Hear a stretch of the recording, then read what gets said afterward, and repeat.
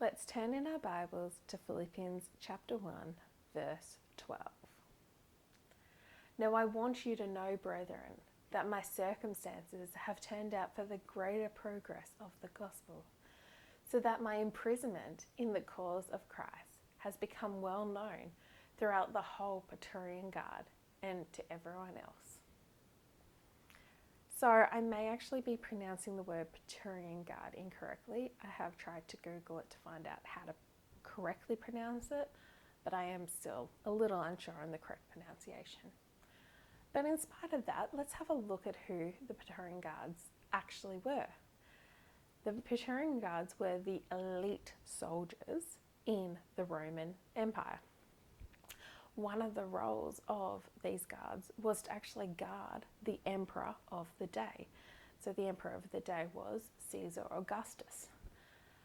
That is how superior they were in doing their role as a soldier, and how good they were at it, that the king, not king, that's not where they used it at that time, but it's the same sort of position, the emperor decided that these are the soldiers that he wants guarding his own life. So can you just imagine that? Paul, for turning around and telling people that Jesus is God, that Jesus died on the cross to forgive them of their sin, to be able to pay the price that they deserve for the things that they have done wrong, he has ended up in chains next to an elite soldier who is so good at their job that the emperor said, I want you also protecting my life.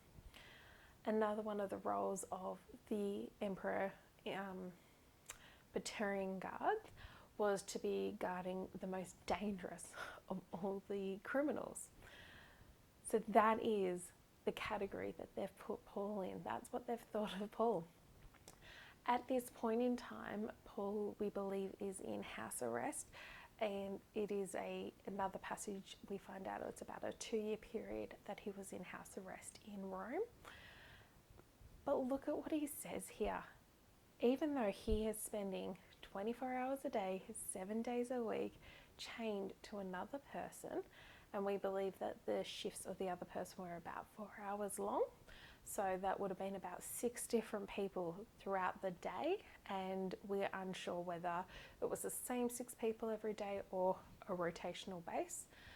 But he was chained to somebody 7 days a week, 24 hours a day, and because he just had so much joy in the Lord, because every opportunity he had, he would share Christ with those around him, the entire Praetorian Guard ended up getting to find out that Jesus is God, that Jesus is Paul's Lord and Saviour. And I think that is quite amazing that Paul's perspective of the whole situation is that news is so important that if he has to give up his rights and be chained to another person, that's a good thing. It is a good thing that this news was able to get into the entire Praetorian Guard. We also find out a bit later on that Paul has had a conversation with Caesar. So Paul was even able to share the gospel with Caesar. So this is where he's saying it's a good thing